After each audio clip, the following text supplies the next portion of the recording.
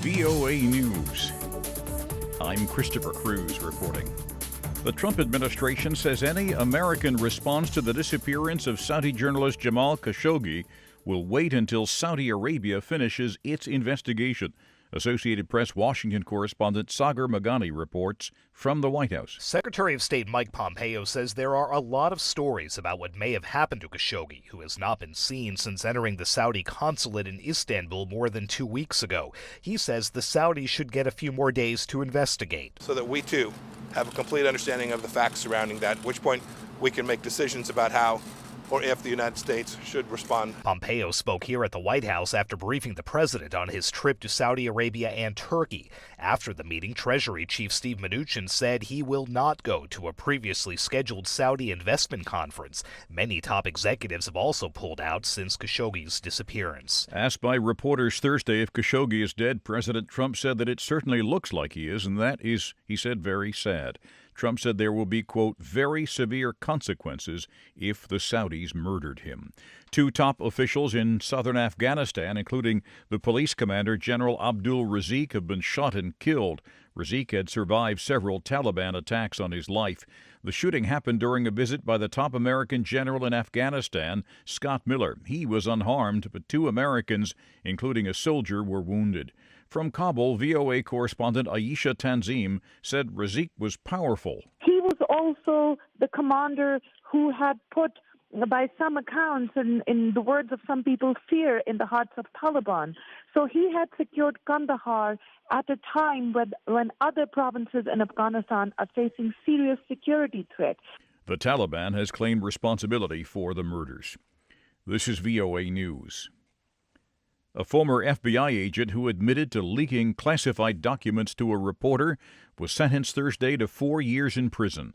39-year-old Terry James Albury had worked for the FBI for 16 years. He pleaded guilty last April to unauthorized disclosure of national defense information. The sentence is less than prosecutors had asked for. They say he betrayed the public trust when he leaked 70 documents, 50 of which were classified.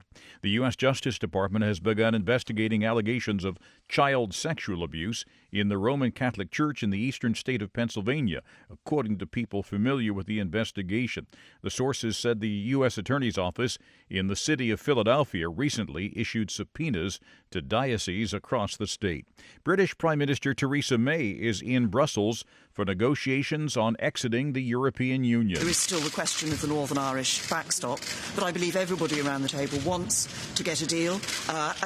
By working intensively and closely, we can achieve that deal. I believe a deal is achievable, and now is the time to make it happen. Britain is scheduled to leave on March 29th. The UN's International Organization for Migration says the Rohingya refugee camps in Cox's Bazar, Bangladesh, are fertile grounds for traffickers who prey upon vulnerable people. Correspondent Lisa Schlein reports for VOA from IOM headquarters in Geneva. IOM spokesman Joel Millman says girls sold into forced labor are the largest group of trafficking victims. He says traffickers lure vulnerable young people into dangerous situations with false promises of work and a better life. Individuals mentioned instances of girls and young women recruited for domestic work or hotel maids and became trapped into forced prostitution.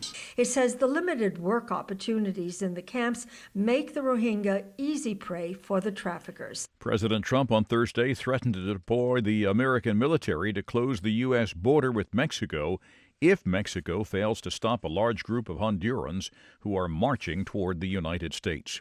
An American student who supported pro-Palestinian boycott campaigns against Israel will be allowed to study in Israel. The Supreme Court overturned her deportation order on Thursday.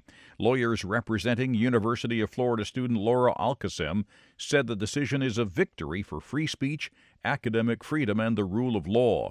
The 22-year-old Al-Qassem, whose father is Palestinian, had been detained since arriving in Israel on October 2nd with a valid visa. There's more on these and other late-breaking and developing stories from around the world around the clock at voanews.com and on the VOA News mobile app.